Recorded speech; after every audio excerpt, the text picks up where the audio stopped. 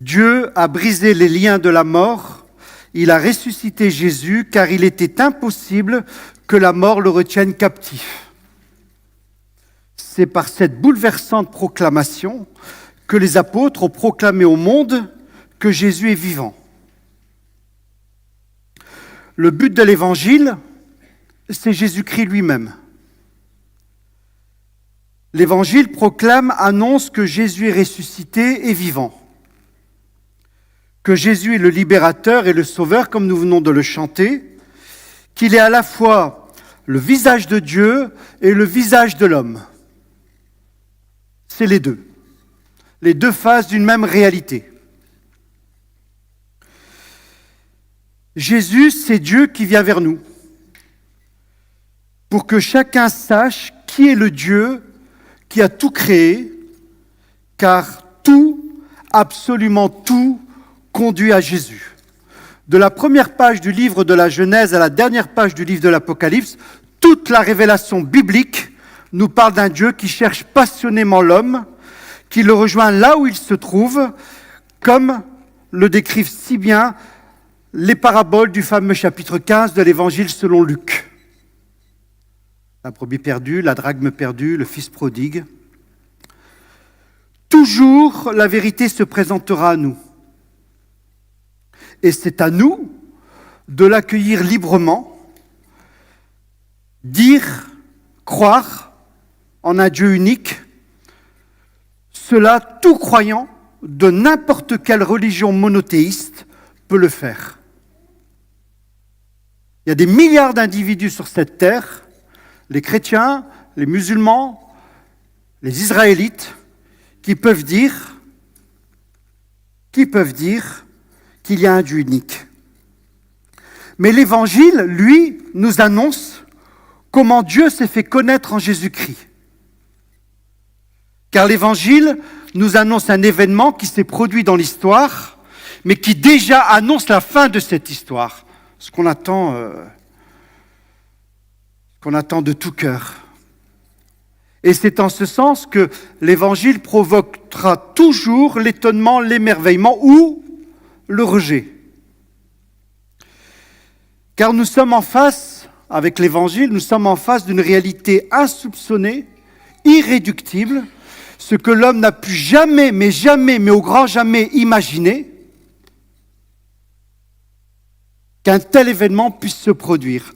L'Évangile n'est comparable à aucun autre événement.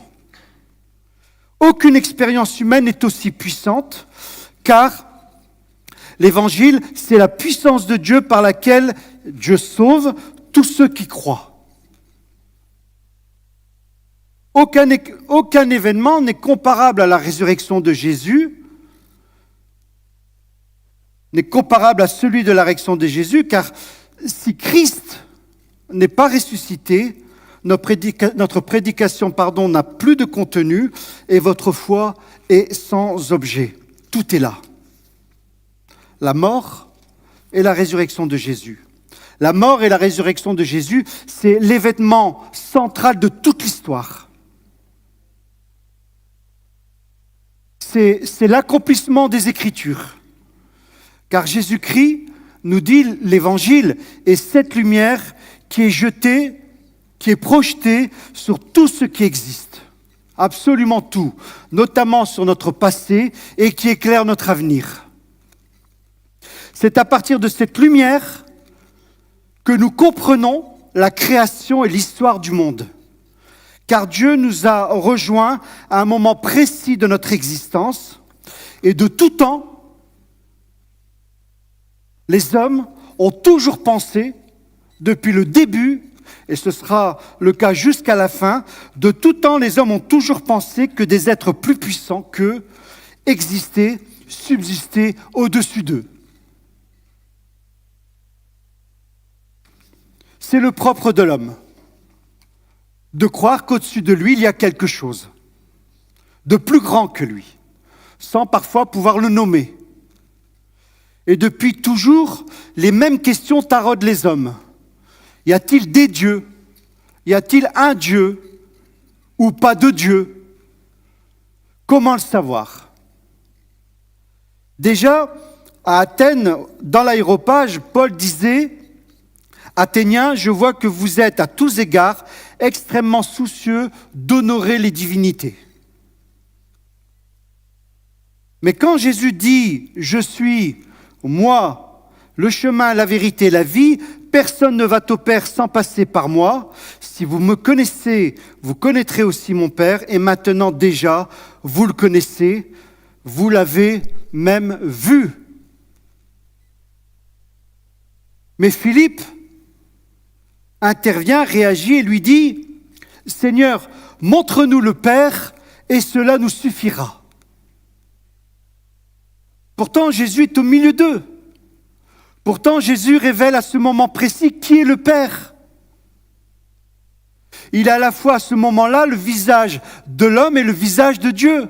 Et pourtant, Philippe lui dit « Montre-nous le Père et cela nous suffira. » Alors la question de ce matin qui nous est posée, qui t'est posée à toi aussi, est comment te représentes-tu cet être spirituel invisible que l'on appelle Dieu ? Et la réponse de Jésus à Philippe ne se fait pas t'attendre, puisqu'il lui dit « Et quoi ? Après tout le temps que j'ai passé avec vous, tu ne me connais pas encore ? Philippe, celui qui m'a vu a vu le Père. Comment peux-tu dire « Montre-nous le Père » ?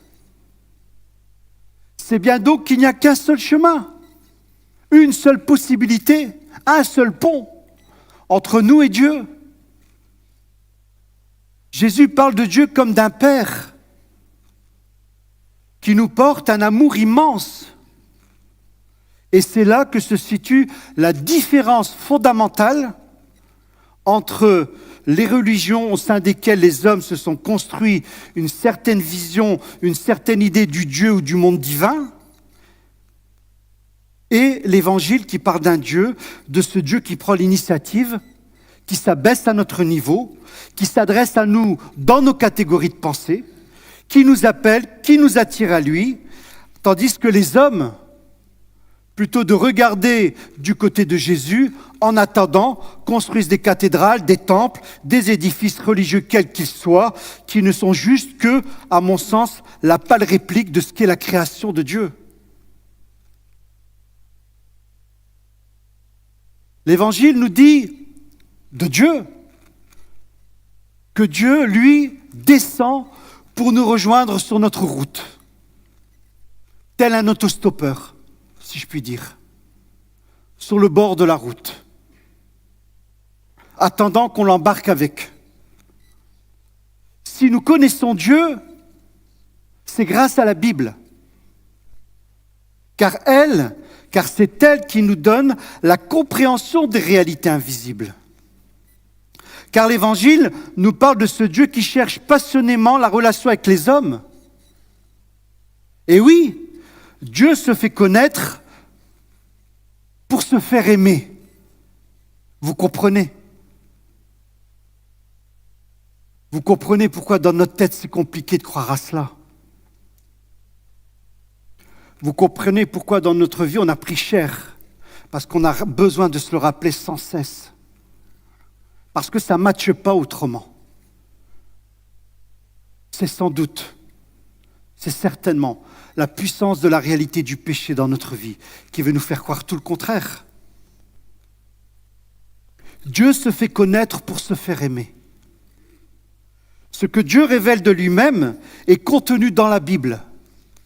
Et l'Évangile nous apprend que la foi en Jésus n'est pas une religion. Puisque l'Évangile nous dit « En lui résidait la vie et cette vie était la lumière des hommes ». C'est cette lumière qui nous donne de comprendre l'ancienne alliance.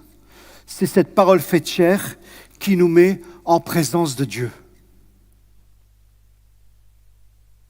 Car au commencement était celui qui est la parole de Dieu. Il était avec Dieu, il était lui-même Dieu. Au commencement, il était avec Dieu. Dieu a tout créé par lui. Rien de ce qui a été créé n'a été créé sans lui. Donc là, avec ces 3 versets, vous avez toute votre vie en termes de méditation. Là, il y en a assez. Je crois que Christophe avait un nom qui disait « Tout est concentré dans ce prologue ». C'est pas ça, Christophe?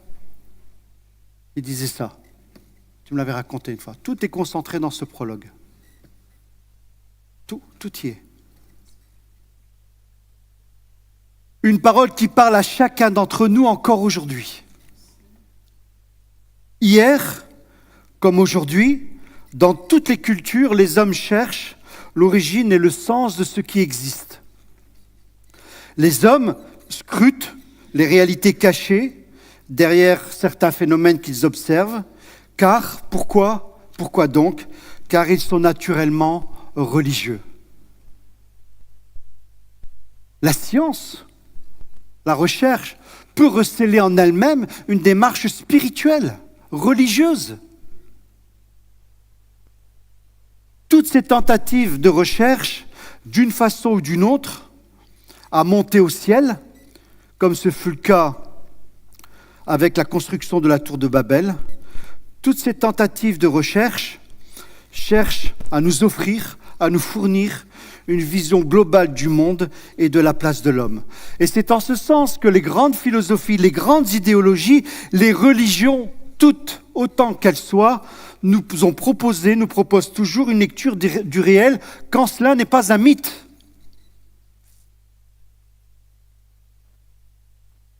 En tentant de cerner l'idée de Dieu.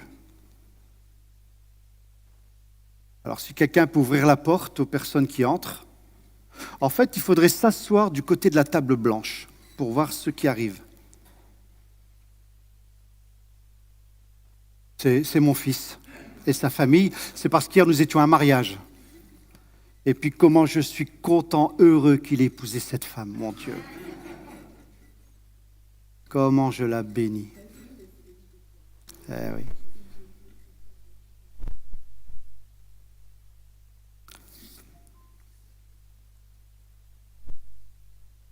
En tentant de cerner l'idée de Dieu, les hommes sont parvenus parfois, de temps à autre, à l'idée d'un Dieu unique.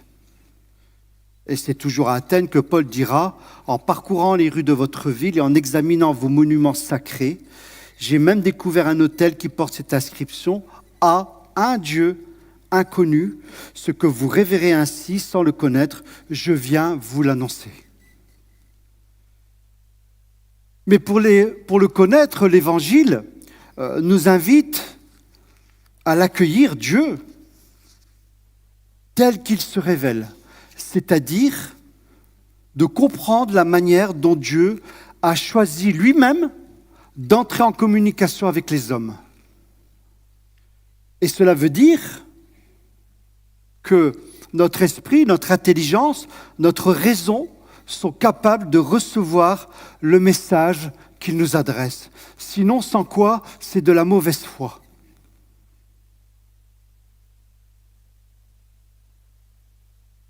Cela veut dire que nous n'avons pas, grâce à l'Évangile, nous n'avons plus besoin de projeter nos idées, nos fantasmes, nos désirs sur un Dieu à notre image. Car Dieu lui-même se fait connaître par sa création, par l'histoire des hommes, et c'est parce que nous sommes tous dotés d'une conscience pour le bien et le mal que cela est possible de connaître Dieu. Mais le principal vecteur par lequel Dieu se fait connaître, c'est par son Fils Jésus. Dieu est esprit et il faut que ceux qui l'adorent par l'esprit et en vérité. Voilà ce que Dieu révèle de lui-même, c'est qu'il y a un texte, la Bible, mais également l'œuvre du Saint-Esprit. L'œuvre du Saint-Esprit, qui parfois est bien mystérieuse. Bien mystérieuse parce que on peut côtoyer des personnes qui ont fait une démarche de foi, on va dire, que l'on ne peut que estimer sincère, honnête, parce que qui sommes-nous pour juger, et qui pourtant n'ont toujours rien compris, n'ont toujours pas saisi. alors je me dis, c'est sans doute encore l'œuvre de l'adversaire. C'est encore l'œuvre du menteur, de l'accusateur, du diviseur, qui arrive encore à soumettre la personne. Parce que c'est l'œuvre du Saint-Esprit, c'est ce souffle qui nous anime, qui nous réanime, car créés en son image, tous nous le sommes de par cette création, de par le monde voulu par Dieu. L'Éternel façonna l'homme avec de la poussière du sol, il lui insuffla dans les narines le souffle de vie, et l'homme devint un être vivant. Et ce monde, cette création, qui a été fait par amour, mais qui ne se confond pas avec Dieu lui-même, car Dieu est différent de sa création. C'est pourquoi nous n'avons pas à adorer des arbres, nous n'avons pas à adorer des créatures quelles qu'elles soient, car Dieu est différent de sa création, et cette image de Dieu en l'homme ne trouve toute sa vigueur, toute sa vérité, tout son sens que dans l'image de l'homme Jésus. Si vous voulez comprendre, connaître qui est Dieu, vous regardez Jésus. Si vous voulez comprendre, connaître quel est le projet de Dieu pour votre vie, vous regardez Jésus. Et vous regardez surtout le caractère de Jésus. Et vous regardez aussi sa sainteté.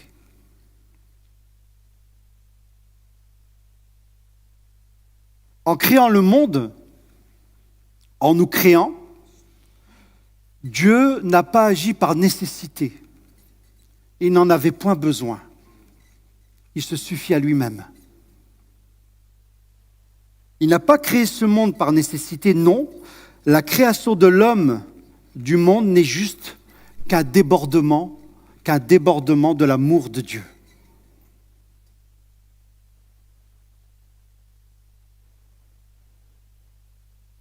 En fait, tu n'es qu'un débordement, toi, ce matin, de l'amour de Dieu. Ah, voilà, au moins il y en a un qui suit. Merci papa. Voilà, c'est ça.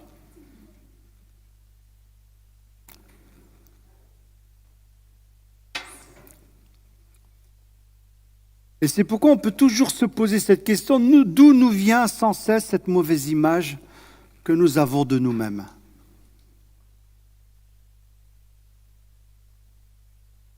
Comment se fait-il qu'après tant et tant d'années de connaissance de Dieu et de sa parole, nous arrive-t-il encore de nous dévaloriser ?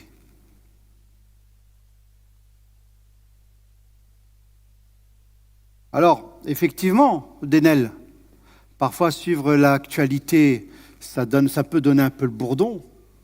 Voilà. Mais je pense également que regarder moins de séries et passer plus de temps à sonder les Écritures. On a un autre qui suit, 2 pasteurs. T'as qui le prochain ? À passer du temps dans l'Écriture nous permettrait peut-être de comprendre ce débordement d'amour sur notre vie.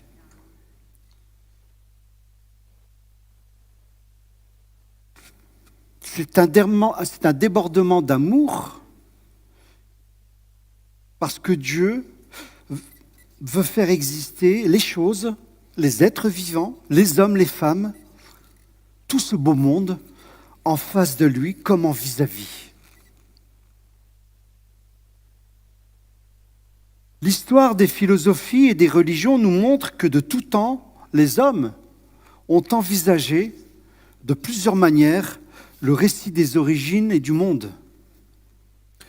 Mais là où la Bible se distingue de tous ces systèmes de pensée, c'est par cette affirmation radicale, inouïe, que celle d'un monde qui a été créé par Dieu, qui a été créé à partir de rien, ex nihilo. C'est-à-dire pas par ou avec l'aide d'une matière primaire, principielle, pour ne pas employer un terme un peu compliqué, Pas par ou avec l'aide d'un chaos primitif, non, mais par un Dieu qui existe et préexiste éternellement, par un Dieu qui crée à partir du néant. Il n'y a que la Bible qui nous parle de ce Dieu, à partir du néant, à partir de rien. Alors vous comprenez bien qu'à partir de votre matière, la vôtre, il est vraiment capable d'en faire quelque chose, à travers de cette glaise que vous êtes chacun d'entre vous. Bien, une femme.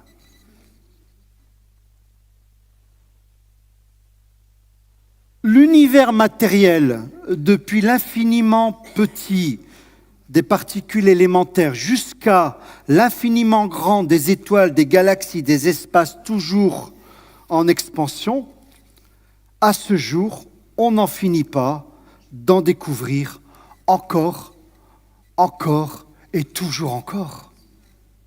Ça en donne le vertige. On croit qu'on a tout compris, mais en fait, on ne fait qu'ouvrir une porte parce qu'il y en a encore une autre devant. Ce que la Bible nous apprend, c'est que tout ce qui existe a été voulu par un être qui lui-même n'est pas le monde, qui est avant tout antérieur au monde et qui a tout créé dans un vaste dessein, celui de couronner la création, c'est-à-dire ce qui est au ciel comme sur la terre, par une créature faite à son image, l'homme et la femme. Donc vous comprenez bien la valeur qui est la vôtre.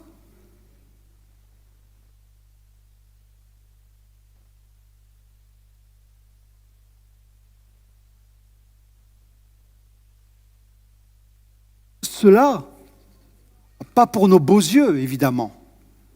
Cela, pour nous faire participer à sa propre vie.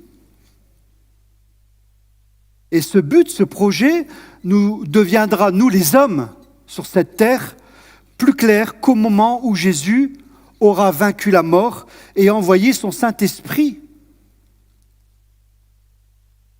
Cela fait depuis à peu près 2000 ans que nous comprenons enfin le sens de ce monde, le sens du temps, le sens de cette histoire. Enfin. C'est ce que le Nouveau Testament appelle le principe de la nouvelle création. Je suis une nouvelle créature.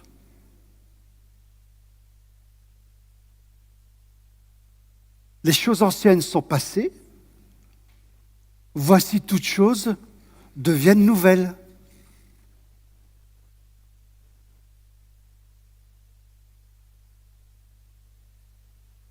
C'est un projet de vie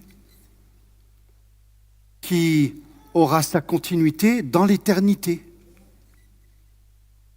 Ce projet initial de l'homme créé en son image, Dieu n'y a pas mis un terme, Dieu n'y a pas renoncé.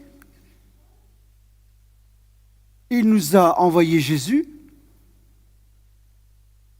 il nous a envoyé le Saint-Esprit pour que ce projet se réalise, vaille que vaille. Il ne s'est pas arrêté à la chute. Mais pour que ce projet aboutisse dans notre vie, il nous faut l'accueillir librement, en toute liberté. Puisque l'Évangile nous dit, la Bible, c'est oui et amen du côté de Dieu, et il faut qu'à un moment donné, ce projet de Dieu devienne un oui et amen. Si quelqu'un veut bien ouvrir à la personne qui entre, ce serait bien. À mon avis, l'idéal, c'est d'être assis à côté de la table blanche pour voir tout ce qui arrive. Ça, je vais le dire tous les dimanches.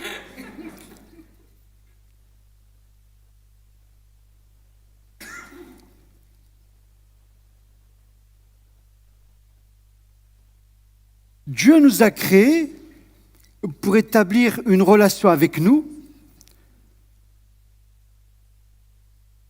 comme un don de sa grâce.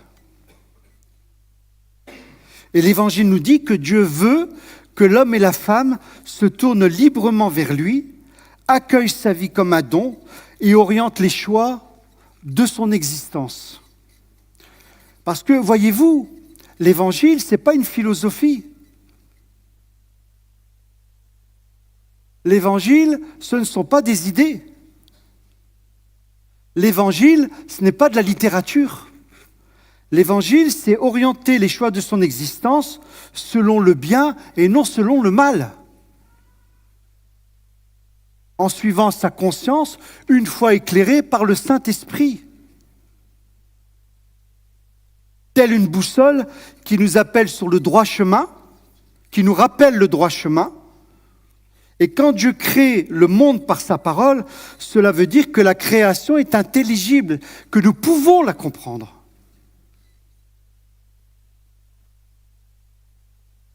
Et je me dis aujourd'hui, mais mon Dieu, mon Dieu, mon Dieu,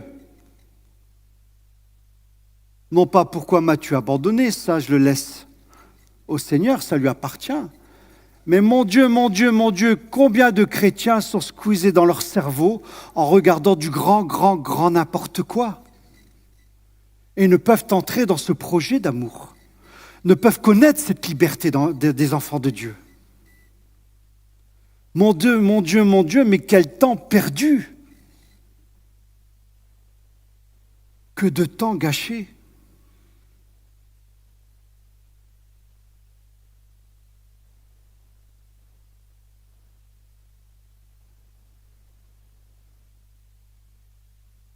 Tous ces efforts pour sonder le projet de Dieu, le monde, sa création, notre vie, notre place dans ce monde, tous ces efforts pour sonder, pour scruter ce monde, cette création dans ses structures nous rapprochent du Créateur, mais nous sommes loin d'y percer tous les mystères de la vie.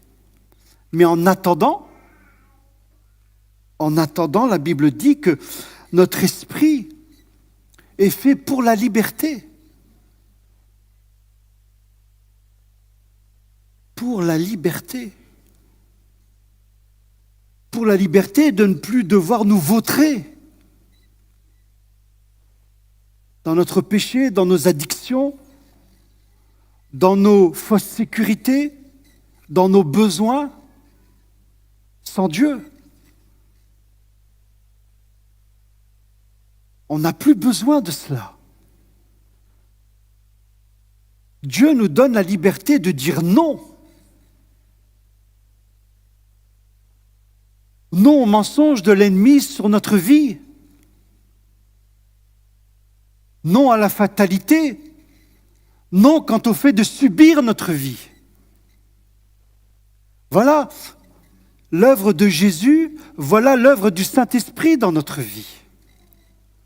Vous vous souvenez littéralement ce que veut dire « heureux » dans la loi programmatique du royaume de Dieu que Jésus a déclinée. Heureux, vous pouvez le traduire par debout, en marche. Debout. La chute, c'est le passé. Maintenant, les yeux fixés vers l'avenir. Qu'est-ce que Dieu veut produire dans ma vie? Qu'est-ce que Dieu veut me donner? La joie de son pardon, la joie de sa présence, la joie par son Saint-Esprit, la paix qui surpasse toute intelligence, quelles que soient les situations que nous traversons. À un moment donné, tout cela doit être concret, doit être vécu.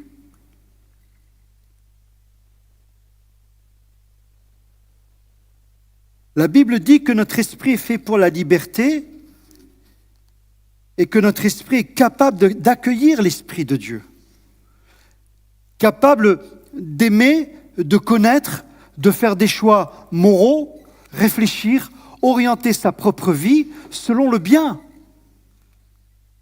Et c'est pourquoi, parfois, je me dis, mais comment se fait-il qu'après tant et tant et tant d'années, la personne se retrouve de nouveau dans cette forteresse et dans cette ornière? Mais comment se fait-il?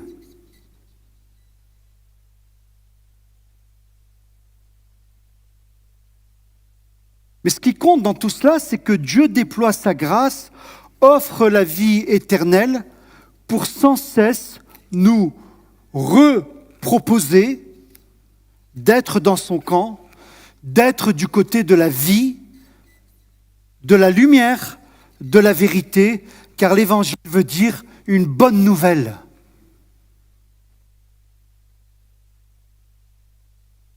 Alors pourquoi porter des vêtements de deuil?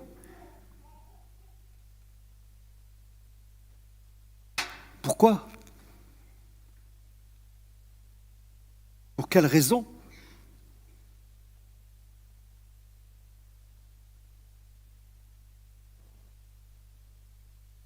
Après avoir parlé ainsi, Jésus leva les yeux au ciel et dit, Père, l'heure est venue, fais éclater la gloire de ton Fils pour qu'à son tour, le Fils fasse éclater ta gloire.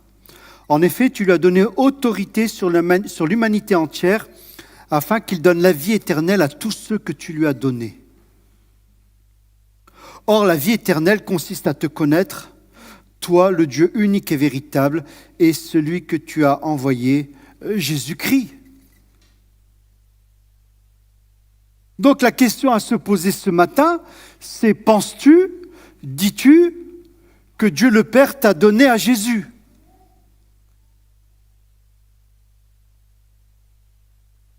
Penses-tu, dis-tu que Jésus est ton frère?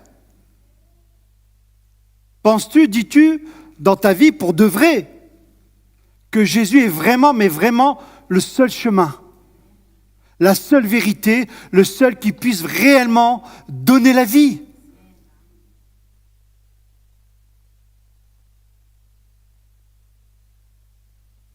Parce que c'est un amour qui nous fait vivre non pas en esclaves, mais en véritables enfants de Dieu.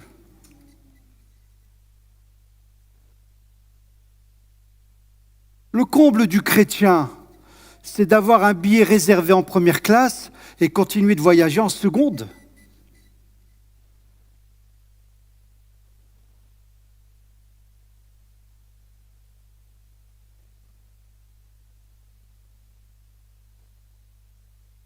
Un amour qui anime toutes nos relations avec Dieu, avec nous-mêmes et avec les autres. Oui, oui, parce que l'évangile, ça commence par apprendre à s'aimer soi-même, pour pouvoir aimer son prochain. C'est la véritable liberté que celle de ne pas suivre notre égoïsme, nos passions aveugles. L'évangile, c'est aimer, c'est choisir ce qui est bien dans toutes les situations. Et l'évangile, comme vous le savez, ou peut-être pas, n'est pas une liste d'interdits, mais c'est un oui à Dieu, c'est le oui à l'amour de Dieu.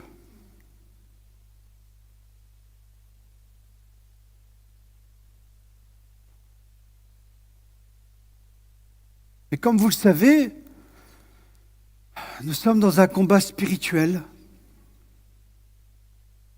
Et comme vous le savez, si ça frite entre Dieu et le Satan, forcément, on est dans ce combat. Nous aussi.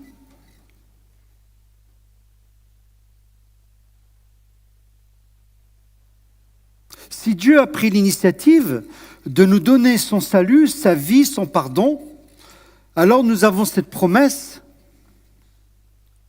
que, quoi qu'il advienne,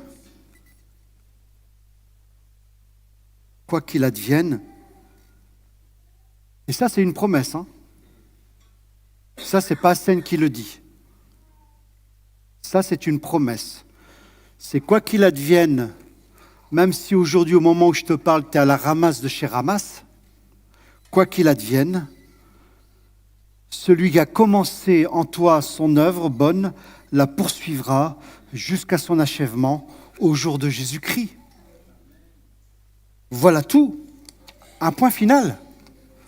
Je vous invite à prier.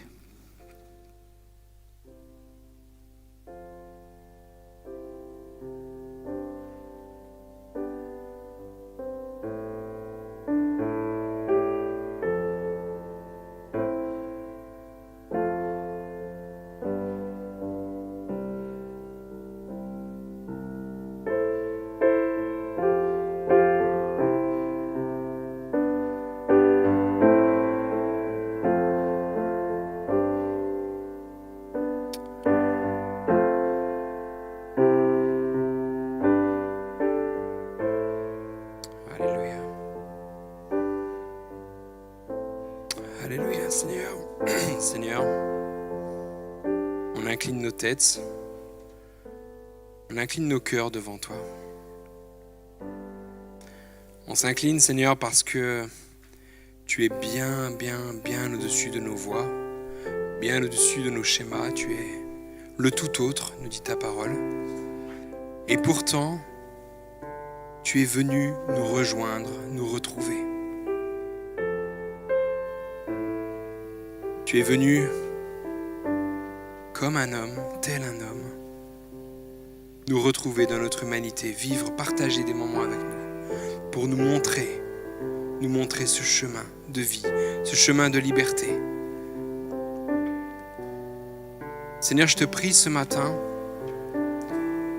que nos cœurs restent émerveillés de cette œuvre d'amour si incroyable.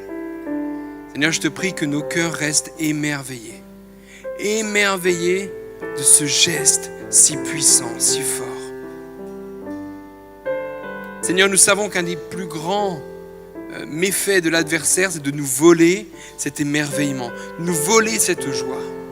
Seigneur, nous voulons croire qu'en Église, ce matin, nous voulons réactiver, Seigneur, nos cœurs pour nous émerveiller de ta grandeur, nous émerveiller de ta grâce surabondante, de nous émerveiller, Seigneur, de cet amour extraordinaire et extravagant. Merci, Seigneur, d'avoir posé sur chacun d'entre nous ce regard si favorable. Oui, Seigneur, tu veux nous emmener dans ce chemin de vie, de liberté, et nous emmener ensemble. Et Seigneur, tu es celui qui laisse les 99 brebis pour aller chercher celle qui est sur le côté, pour la ramener auprès de ton peuple et l'amener dans ce chemin de vie, de liberté et de protection. Je suis frappé, Seigneur, ce matin lorsque Hassan partageait, quand tu réponds à Philippe et tu lui dis « Ne crois-tu pas que ?» Ne crois-tu pas? Cette formule un petit peu interrogative et un peu alambiquée, on pourrait dire.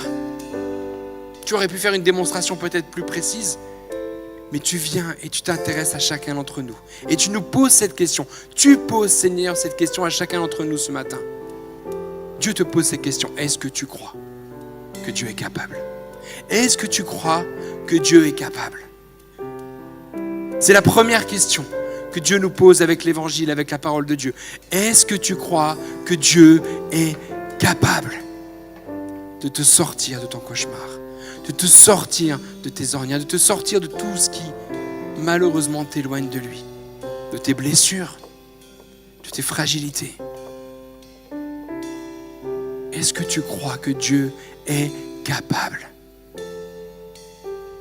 Et souvent cette question, quand Jésus il la pose à Philippe, mais il la pose aussi aux autres disciples qui sont autour. Alors ce matin, ne pense pas à celui qui est à ta droite, celui qui est à ta gauche, assis à côté de toi, mais à toi. Dieu est en train de te dire, est-ce que tu crois que je suis capable de t'amener plus loin, capable de te faire franchir des obstacles, capable de t'emmener sur un chemin de vie et de liberté, loin du péché, loin de l'ennemi, un chemin qui est lumineux, un chemin de bonheur avec lui. Ne crois-tu pas que